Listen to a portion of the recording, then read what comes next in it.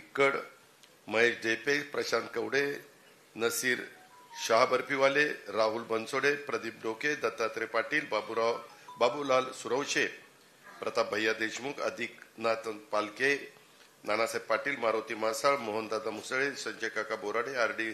सूळ, Pravin खटाळ, Mahadev Jadhav, Vishnu Shewale, Bhausaheb Kharsade, doctor Dashrathrao Ghogre, Dhananjay हांडे, Bhausaheb Nalawade, Ranjit Gaikwad, Sanjay Pawar, doctor Ravindra Jagtap, advocate Sujit Devkate, Shri Harishchandra Miskin, Somnath Shirsat, प्राध्यापक सुरेश कोकाटे, विजय बोराडे, गोविंद जाधव, धनंजय मोरे, श्रीराम खंडागळे, शहाजी दराडे, सतीश सोन्ने, गोरीशंकर साठे, अशुरबा चोरमले असे सर्व मान्यवर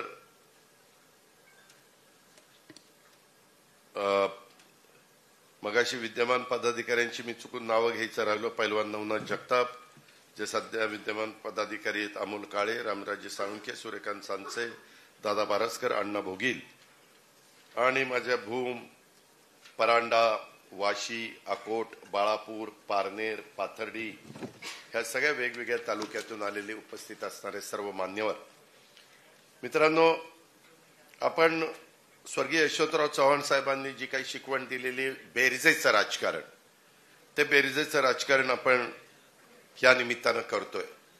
पण आपली भूमिका जातीभेद, धर्म, पंथ हे सगळेजण एकोप्याने काम केलं पाहिजे. जातीभेद डोक्यात अजिबात राहता कामा नये.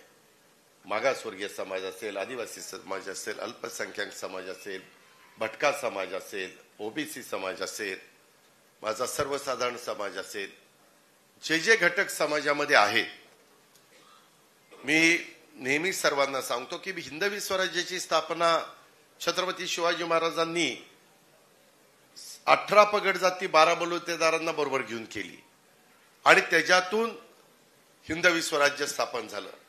नंतरचा इतिहास छत्रपती संभाजी महाराज आणि नंतरचा कसा कसा इतिहास बदलत गेला ते तुम्ही सगळ्यांना माहिती आहे. पण आताही काम करत असताना राष्ट्रवादी काँग्रेस पक्ष हा सेक्युलर विचारधारेचा पक्ष आहे आणि त्यामुळं आपण सगळ्यांनी आपल्या जातीय सलोखा ठेवला पाहिजे. कुठेही एकमेकांमध्ये अंतर पडता कामा नये, एकमेकाच्या बद्दल दुस्वास दाखवता कामा नये, एकमेकाचे प्रश्न नीटपणे जमिनीवर पाय ठेवून लोकांच्या मध्ये मिसळून लोकांचे प्रश्न समजून घेऊन सोडवले गेले पाहिजेत. आपल्या इथं विक्रम काळे आणि सतीश चव्हाण हे तुमच्या दोघांची गावं ह्या धाराशिव जिल्ह्यातच येतात आणि त्याच्यामुळं हे MLC म्हणून आपल्याला मदत करू शकतात. पण MLAला ह्यावेळेस आपल्याला जरा तिथं फटका बसला. एकेकाळी पदमसिंह पाटील साहेब, बाप्पा मोठे हे सगळे मान्यवर ज्यावेळेस तिथलं नेतृत्व करत होते त्यावेळेस हा जुना उस्मानाबाद आणि आत्ताचा धाराशिव जिल्हा हा राष्ट्रवादीचा तसं बघितलं तर बालेकिल्ला होता. अनेकदा जिल्हा परिषदा वगैरे पदाधिकारी आपले असायचे, अनेक कारखाने आपल्या विचाराने तिथं चालायचे. सातत्याने डॉक्टर साहेबांच्याकडे महत्वाची खाती होती. डॉक्टर साहेबांनी पण त्या खात्याचा उपयोग आपल्या धाराशिव आणि उस्मानाबाद जिल्ह्याला कसा होईल हा प्रयत्न त्या ठिकाणी केला. परंतु त्याच्यानंतरच्या काळामध्ये थोडंसं तिथलं चित्र बदललेलं आहे. आपल्याला देखील आता काम मोठ्या प्रमाणावर करावं लागणार आहे. मी पण जिल्ह्याच्या दौऱ्यावर मी आता उद्याच बीडला चाललेलो आहे. वेगवेगळ्या महाराष्ट्रातल्या वेगवेगळ्या जिल्ह्यामध्ये मी पण जातोय. नंतर कोल्हापूर आहे, जळगाव आहे, अशा वेगवेगळ्या भागामध्ये दौरे पक्षाने माझे आखलेले आहेत. त्याच्यातून आपली हीच भूमिका आहे. यंदा पाऊस काळ चांगला झालेला असल्यामुळं तुमच्या इथं पिकं पण बऱ्यापैकी आहेत. कृषी खातं आता दत्तामामा भरण्यांच्याकडे दिलेले आहेत. तेही स्वतः उत्तम शेतकरी आहेत. त्यांची शेती पण अतिशय चांगली आहे. ऊसाची शेती असेल, डाळिंबाची असेल, केळीची असेल किंवा आमच्या द्राक्षाची असेल, अशा पद्धतीनं वेगवेगळ्या प्रकारे शेती करणारा हा शेतकरी, त्यांचं संपूर्ण परिवार, संपूर्ण कुटुंब हे शेतीमध्ये काम करत असतं. मी त्यांना फार पहिल्यापासून त्यांच्या चुलते आणि त्यांच्या वडिलांच्या पासून मी त्यांना ओळखतो. वेगवेगळी पदं अनेक त्यांना भूषवलेली आहेत. आमच्या पुणे जिल्हा बँकेचे चेअरमन होते, आमच्या छत्रपती कारखान्याचे चेअरमन होते, आता बरे तिसऱ्यांदा आमदार झालेले आहेत. तुम्हाला आश्चर्य वाटेल, तो शेतकरी आहे, त्याचा ऊस स्वतःचा म्हणजे एकट्याचा नाही, नाहीतर पुन्हा त्याच्या मागे काहीतरी उठायचं.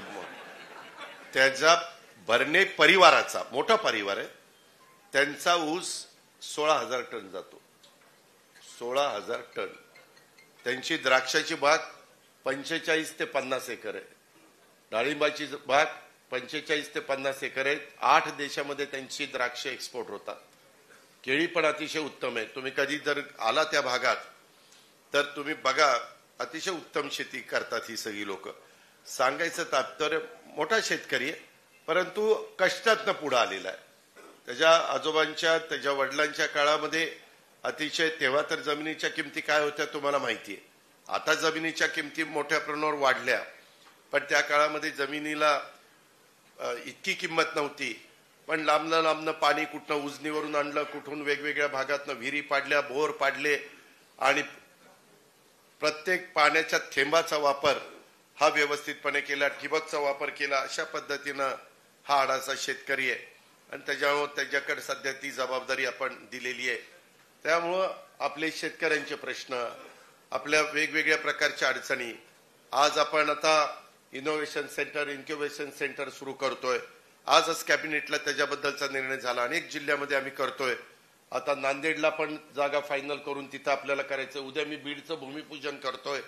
त्याच्यामध्ये साधारण तुम्हाला रेशो सांगतो, 200 कोटीचा प्रोजेक्ट असला तर टाटा ट्रस्ट आपल्याला 165 कोटी रुपये द्यायचे, 35 कोटी रुपये आपण घालायचे, आपण म्हणजे सरकारने. आणि 200 कोटीचा प्रोजेक्ट उभा राहिला तर साधारण 7,000 विद्यार्थी-विद्यार्थिनींना दरवर्षी त्याच्यातनं अतिशय आत्ताच्या काळामध्ये जे शिक्षण आपल्या मुलांना मुलींना दिलं पाहिजे, म्हणजे ते स्वतःच्या पायावर तरी उभे राहतील किंवा तिथल्या वेगवेगळ्या कंपन्या असतील तिथं त्यांना नोकरी मिळेल, अशा प्रकारचं शिक्षण त्याच्यातनं आपण उपलब्ध करतो. आता गडचिरोली जिल्ह्यामध्ये आम्ही 2-3 वर्षापूर्वी ते सुरू केलं, परंतु आमचं ठरलंय आता 36च्या 36 जिल्ह्यामध्ये आपण ते करायचंय. आपण आपल्या धाराशिव जिल्ह्यामध्ये देखील मी ते तुम्हाला मंजूर करून देतो. तुम्ही त्याबद्दल काही काळजी करू नका. कारण आपल्या इथली भौगोलिक परिस्थिती जरा वेगळी आहे. आपल्याला प्रतिकूल परिस्थितीवर मात करून आहे त्यांना जी काही जमीन आहे त्याची व्यवस्थितपणे बारकाईनं शेतीवाडी करावी लागते आणि आपला प्रपंच चालवावा लागतो. परंतु काहींना माझ्या पुण्यामध्ये, पिंपरी चिंचवडमध्ये इतक्या मोठ्या प्रमाणावर धाराशिवचे लोक पोटाची खळगी भरण्याच्या करता किंवा कामाधंद्याच्या नोकरीच्या करता येत असतात. अक्षरशः एक भाग पुण्यामध्ये घ्या, आमच्या ह्याच्यामध्ये घ्या, पिंपरी चिंचवडमध्ये घ्या, बरेच बीड जिल्ह्यातनं, माझ्या धाराशिव जिल्ह्यातनं, माझ्या अहिल्यानगर जिल्ह्यात जामखेड वगैरे तो भाग आहे कर्जत तिकडचं, असं ह्या सोलापूर जिल्ह्यातनं खूप मोठ्या प्रमाणावर लोक पाठीमागे त्यांनी इकडं येणं केलेलं आहे.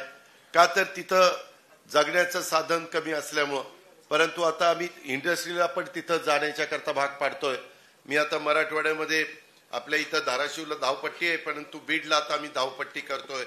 तिथं विमानं कशी उतरतील, टेक ऑफ कशी होतील, रेल्वेचं जाळं आम्ही आणखीन विणण्याचा प्रयत्न करतोय, रेल्वे सुरू करण्याचं काम करतोय, नॅशनल हायवेच्या निमित्तानं मोठे मोठे रस्ते आपण अधिकचे करतोय. ह्या सगळी कामं आपण केंद्र सरकार नरेंद्र मोदी साहेबांच्या नेतृत्वाखाली दिल्लीमध्ये काम करताय.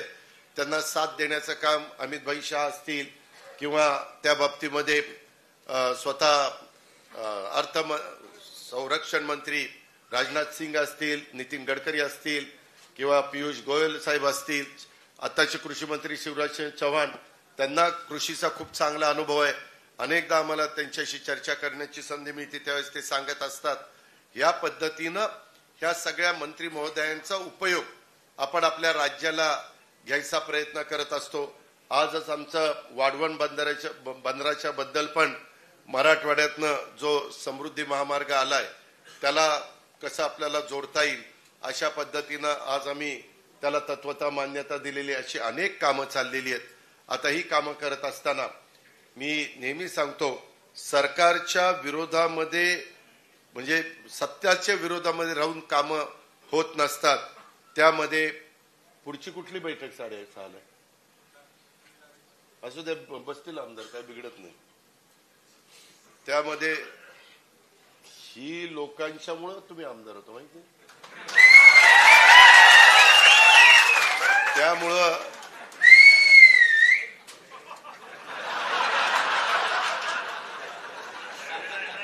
टेंभूरला जायची चांगली माहिती दिसते. गमतीचा वाक्य. तर मित्रांनो, गमतीचा भाग जाऊ द्या, पण मला सांगायचं एवढंच आहे की मला एक उशीर झाला. शेवटी तुम्ही जीवाभावाचे कार्यकर्ते, आपले सगळ्यांचे विचार एकसारखे आहेत. आपण सगळ्यांना मिळून काम करावं लागणार आहे. सभासद नोंदणी आपल्याला मोठ्या प्रमाणावर करावी लागणार आहे.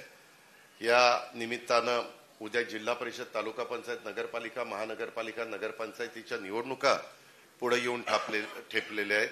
परवाच कालच मला वाटतं सुप्रीम कोर्टाचा पुन्हा ओबीसीच्या बद्दलचा निकाल आलेला आहे. मागच्या वेळेस उद्धव ठाकरे साहेब मुख्यमंत्री असतानाच ह्या निवडणुका होणार होत्या. 2022ची गोष्ट मला चांगला आठवतोय. पण त्यावेळेस ओबीसी समाजातल्या घटकाला कुठेही आरक्षण ठेवलं नव्हतं. आरक्षण फक्त होतं मागासवर्गीयांना, आदिवासींना, महिला आणि पुरुष आणि सर्वसाधारण. परंतु आज महत्वाचा घटक इतर मागासवर्गीय समाज आहे ना, त्यांच्यावर कसा आपल्याला अन्याय करता येईल. आणि त्याच्याकरता आम्ही त्यावेळेस सुप्रीम कोर्टामध्ये गेलो की बाबा हे बरोबर नाहीये. पहिल्यापासून 27% जागा हे ह्या घटकाच्या करता आरक्षित ठेवलेल्या असतात आणि त्या त्यांना मिळाल्या पाहिजेत. कारण प्रत्येकाला वाटतं की आम्हालाही संधी मिळाली पाहिजे.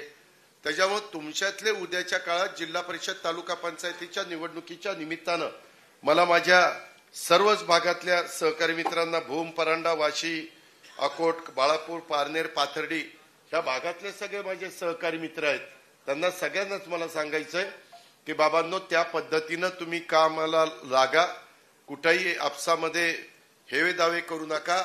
हा नंतर आलेला, हा पहिल्यापासून आहे असा भेदभाव पण करायचं काही कारण नाही. ज्याच्यात कर्तृत्व असेल, ज्याच्यात नेतृत्व असेल, ज्याच्यात जनमानसाची प्रतिमा त्या वॉर्डात किंवा त्या प्रभागात किंवा त्या जिल्हा परिषद गटात किंवा त्या तालुका पंचायत गणात ज्याची चांगली असेल, आरक्षण कसं निघेल आता ते कळेल आपल्याला. त्या पद्धतीनं आपण तिथं संधी देण्याचं काम करू. तुम्ही पण जबाबदारीनं वागा. कुठं तुमच्याकडनं पण काही चूक झाली तर त्याचा फटका हा पक्षालाही बसतो, आम्हालाही बसतो, तुम्हालाही बसतो. त्याच्यामुळं कुठेही आता तारतम्य ठेवून तुम्हाला वागलं पाहिजे, बोललं पाहिजे.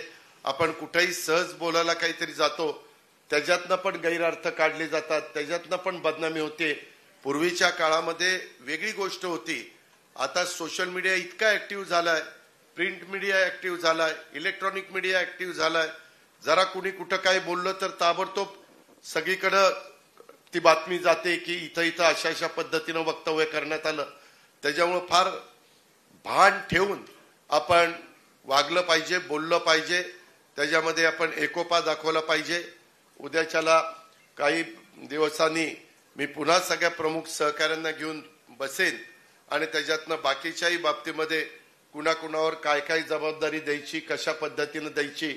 आज पुन्हा तीन पक्षांनी, रामदास आठवले साहेब आणि इतर पण काही मित्र पक्ष आहेत, त्याच्या संदर्भामध्ये एक कमिटी आमची केलेली आहे, आम्ही केलेली आहे समन्वय समिती. त्याच्यामध्ये आपल्याकडनं सुनील तटकरे, हसन मुश्रीफ, त्यांच्याकडनं रवींद्र चव्हाणजी आणि चंद्रशेखर बावनकुळेजी, आणि शिवसेनेकडनं माझ्या माहितीप्रमाणे शंभूराज देसाई आणि उदय सामंत, अशी 6 जणांची कमिटी आहे. त्याच्यातनं महामंडळ ही कुठली कुणाला द्यायची, संख्येच्या प्रमाणात ती मिळणार आहे, आणि सदस्यपद कुठली कुणाला द्यायची, अशा पद्धतीनं ती घडेल. प्रताप सरनाईक हे तुमचे पालकमंत्री आहेत. मी विशेषतः धाराशिवकरांना सांगू इच्छितो. त्याच्यामुळे त्या भागामध्ये कशा प्रकार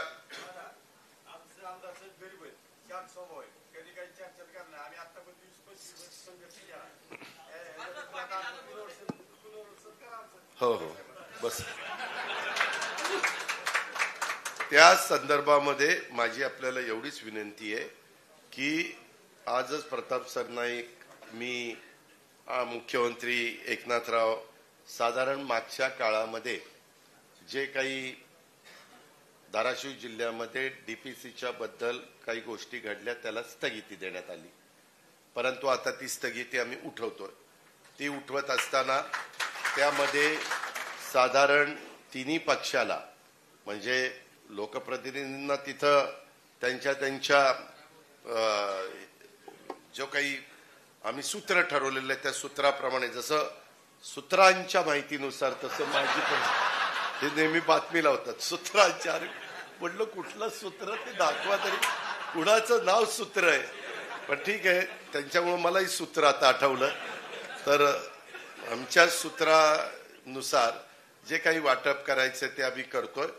त्याच्या संदर्भामध्ये देखील आज विधानसभेचा आपल्याकडे एकही आमदार नाहीये, त्याच्यामुळं तिथं कसं राष्ट्रवादीच्याही कार्यकर्त्यांच्यावर अन्याय होणार नाही, खूप मोठे काही रक्कम मिळेल अशातला भाग नाही, परंतु तिथं काम करताना काही का होईना त्यांना पण मदत झाली पाहिजे ह्या दृष्टिकोनातून आजच माझी चर्चा झालेली आहे। त्याबद्दल पण आपण काही काळजी करू नका, पण मिळालेला जो फंड असेल त्याचा उपयोग खरोखर जनतेच्या भल्याकरता झाला पाहिजे। उद्याच्याला त्याच्यात कुठल्या चुका होता कामा नये, आपल्यालाही काम दाखवता आलं पाहिजे किंवा हे तर आम्हाला अशीशी मदत झाली आणि हे काम आम्ही समाजाच्या करता करून दाखवलं, ह्या प्रकारे आपण एकमेकाला साथ देऊया अशा प्रकारची माझी आपल्याला सगळ्यांना विनंती राहणार आहे। आज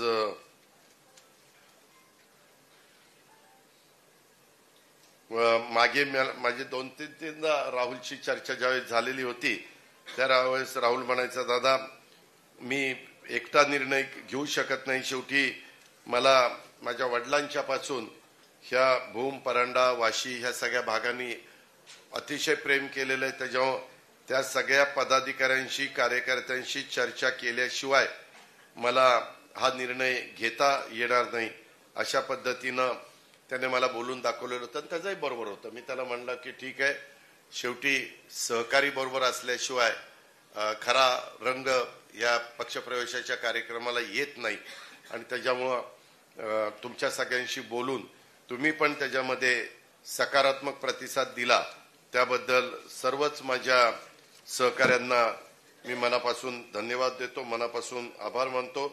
तिथली कामं करण्याच्या करता देखील सुदैवाने वित्त आणि नियोजन सारखं महत्वाचं खातं माझ्याकडे, बाकीची पण अनेक वेगवेगळ्या प्रकारची खाती आपल्याकडे आहेत, त्या विभागाचा उपयोग, डिपार्टमेंटचा उपयोग हा निश्चितपणे सर्व महाराष्ट्राला करत असताना तिथं धाराशिव पण कुठं मागे राहणार नाही, अहिल्यानगर पण कुठं मागे राहणार नाही, किंवा आमचं अकोला असेल किंवा बाकीच्या 3च जिल्हे आहेत तसं बघितलं तर अकोला, अहिल्यानगर आणि धाराशिव ह्याच भागातले आपले सहकारी मित्र येत आहेत।